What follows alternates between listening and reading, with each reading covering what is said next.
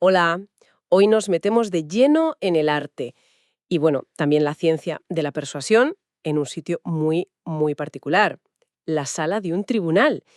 ¿Qué es lo que hace que una abogada convenza de verdad? A veces pensamos solo en leyes, tecnicismos, pero ¿basta con eso? Tenemos aquí unos fragmentos muy interesantes de un libro, Stanislavski para abogados, de Dani Carmo.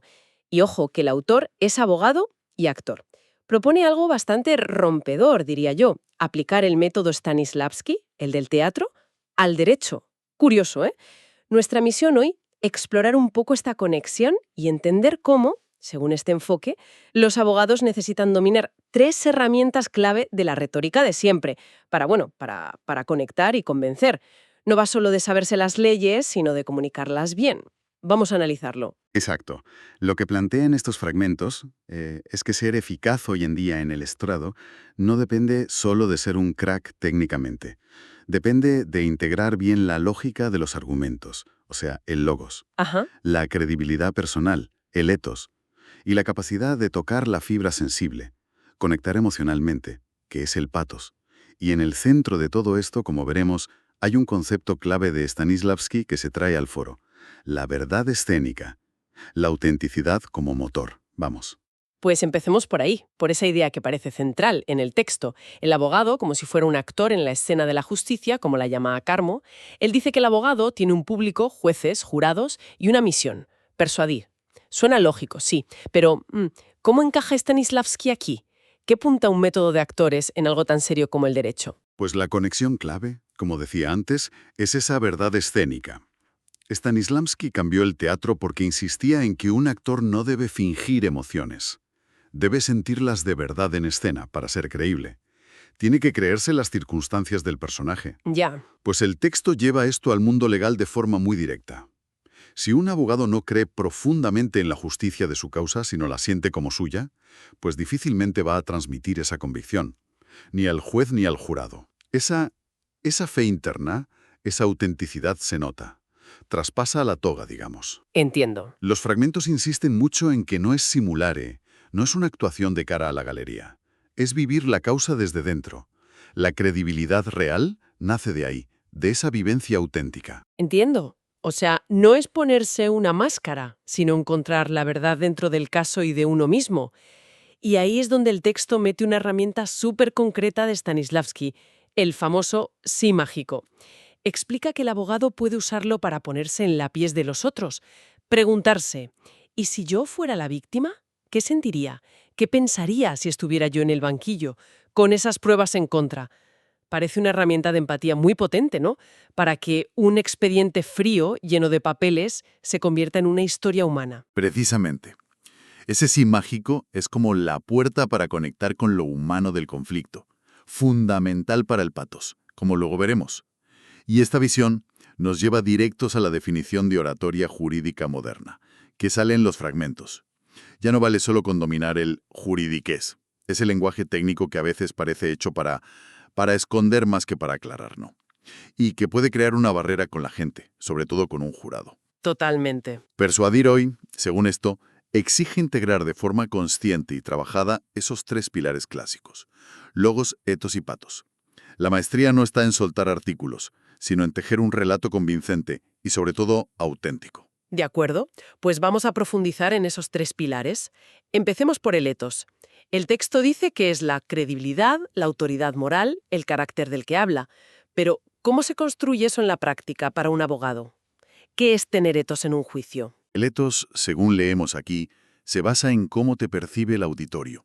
Si te ven sensato, virtuoso, con buena voluntad. Si pareces razonable, íntegro. Eso, parece una persona cabal, se nota su integridad, demuestra buena intención hacia la justicia y hacia el tribunal.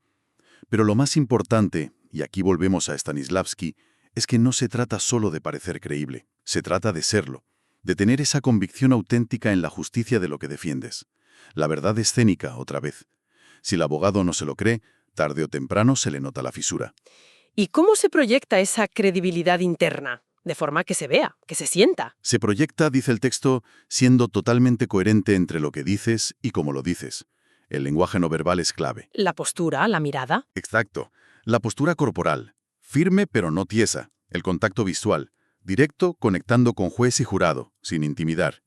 El tono de voz. Claro, que se module, con energía pero sin gritar. El texto insiste mucho en evitar dos cosas.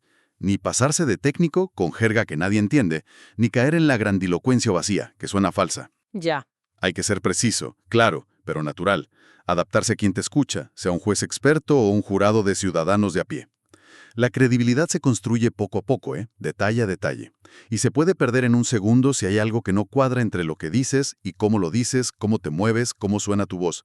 Al final es habitar con convicción lo que estás defendiendo. Es fascinante esa conexión tan directa entre la convicción de dentro y cómo se ve por fuera. Parece casi una disciplina, física y mental. Y veo que el texto no se queda en la teoría, ¿eh? Propone ejercicios muy prácticos. Menciona cosas como grabarse en vídeo en simulacros, para ver la postura, la mirada, los gestos que sobran, o ejercicios para simplificar el lenguaje jurídico, que ya es difícil explicarle el fondo de un caso a un cliente sin que se pierda. Incluso simular interrogatorios para practicar mantener la calma y el respeto, aunque te provoquen. Son herramientas muy concretas para pulir ese ethos. Exactamente. Son ejercicios pensados para alinear el ser con el parecer, para que lo que proyectas sea un reflejo fiel de tu convicción interna y de lo bien que te has preparado el caso. Vale, entonces el ethos es esa base de confianza, de credibilidad. Pero claro, sin una argumentación sólida detrás se queda un poco cojo, ¿no? Eso nos lleva al logos, la lógica, la estructura racional, los argumentos bien armados, el esqueleto del caso, podríamos decir. Totalmente. El logo son los cimientos y la estructura del edificio. Un discurso muy emotivo, patos, o dicho por alguien que parece muy creíble, ethos, se cae si la lógica de fondo falla. Como dice el texto, un argumento sin lógica sólida es como un castillo de naipes. Vulnerable. Claro, el logos es la arquitectura racional del discurso. La coherencia interna que busca demostrar la verdad o al menos la verosimilitud de lo que defiendes ante el tribunal. ¿Y cómo sugiere el texto que se construya esa arquitectura? ¿Hay algo más que el silogismo clásico de si A y B, entonces C? Pues menciona, por ejemplo, enriquecer ese silogismo jurídico típico, norma, hechos, petición, con modelos más sofisticados, como el de Stephen Tolmin.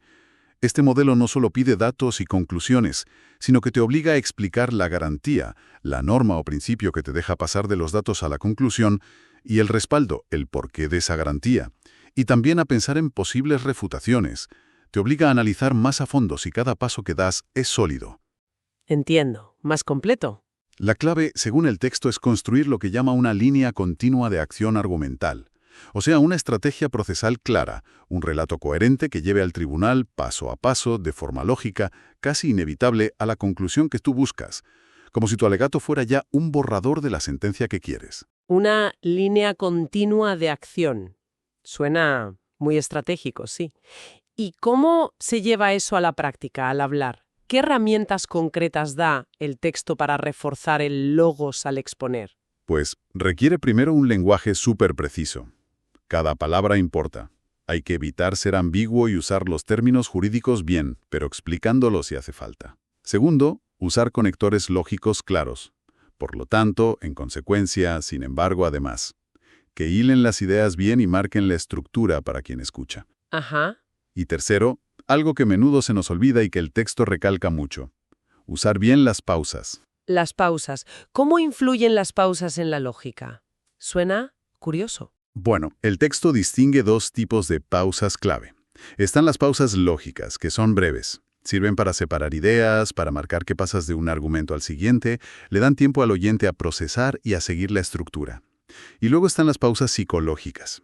Estas pueden ser más largas y tienen otra intención: crear expectación, dar énfasis a una palabra o idea clave, dejar que cale algo importante, o incluso subrayar una emoción contenida relacionada con ese punto.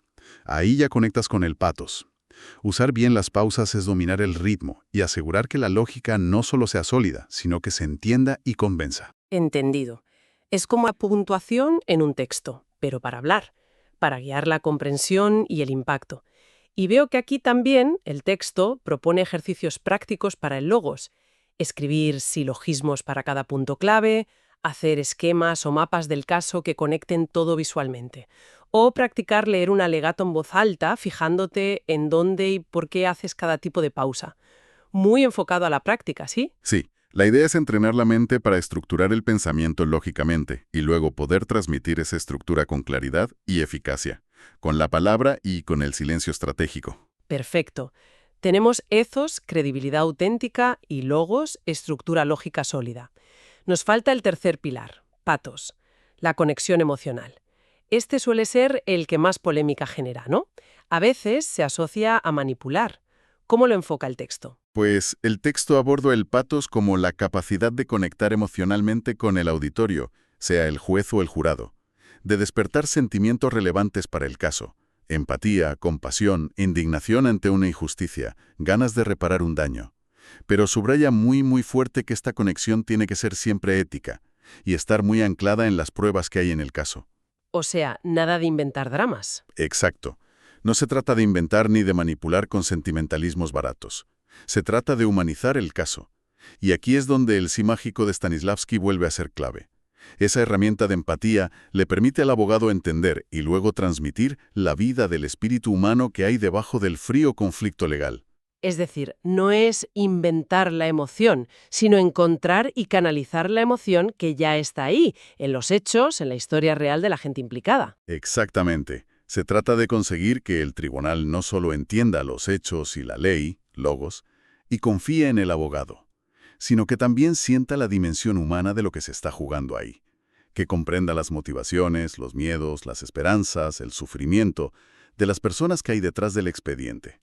El pathos bien entendido y usado con ética no busca nublar la razón, busca complementarla, dar una comprensión más completa de la realidad humana que se juzga. Tocar la fibra sensible, sí, pero siempre desde la verdad del caso. Aquí es donde la cosa se pone realmente interesante, porque el texto insiste muchísimo en que estos tres pilares, ethos, logos y pathos, no son cosas separadas que uno usa a ratos. No es un menú de hoy pongo lógica y mañana emoción. El mensaje principal parece ser que tienen que funcionar juntos, en sinergia. ¿Cómo lo ilustra el texto? ¿Pone algún ejemplo? Sí, pone un ejemplo muy claro el que mencionabas antes. Un abogado defensor en su informe final en un juicio penal. Para ser eficaz, necesita integrar los tres a la vez, de forma coherente. Explicar a la coartada de su cliente con una claridad total, desmontando las pruebas de cargo una a una, con una lógica impecable. Eso es logos. Vale. Al mismo tiempo, transmitirá su convicción profunda y sincera en la inocencia de su cliente. No con aspavientos, sino con una seriedad contenida, una mirada firme, un tono de voz que refleje esa fe. Eso es ethos, la verdad escénica en acción. Entendido. Y finalmente, al contar los hechos, quizá aludiendo a las circunstancias personales del acusado o a lo terrible que sería un error judicial, buscará que el tribunal sienta empatía por esa persona, que comprenda la angustia de quien se enfrenta a una condena injusta. Eso es pathos, conectado éticamente a la realidad. O sea, la lógica da la estructura, la credibilidad da el permiso para que te escuchen y la emoción da la resonancia humana. Todo a la vez, como una trenza. Precisamente. La fuerza persuasiva está en esa combinación equilibrada y auténtica. La lógica sola puede ser fría, la credibilidad sin argumentos buenos no basta. Y la emoción sin lógica ni credibilidad, pues puede parecer manipulación pura y dura. El logos estructura el qué, el ethos valida el quién y el pathos conecta con el por qué importa. Y es fundamental volver a esa idea central del texto, la de Stanislavski. Esto no es un manual de trucos de actor para engañar, al revés. Es una propuesta para buscar la verdad del caso y comunicarla con autenticidad, entrenando la presencia, la voz, el cuerpo, la imaginación, no como herramientas para fingir, sino como ayudas para buscar la justicia. Se trata de cultivar una convicción interna fuerte que luego se proyecte de forma natural y coherente. Entonces, si juntamos todas las piezas, ¿qué significa todo esto para el abogado de hoy, del siglo XXI? Parece que la visión que propone Kaarmo, usando a Stanislavski, va mucho más allá de ser solo un técnico del derecho, un experto en códigos y procedimientos. En esencia, lo que hemos visto en estos fragmentos es una llamada a ejercer la abogacía de una forma más integral, más humana. La persuasión eficaz en el foro hoy en día, según esta visión, necesita integrar de forma profunda y consciente los argumentos lógicos, logos, sólidos, bien estructurados y claros.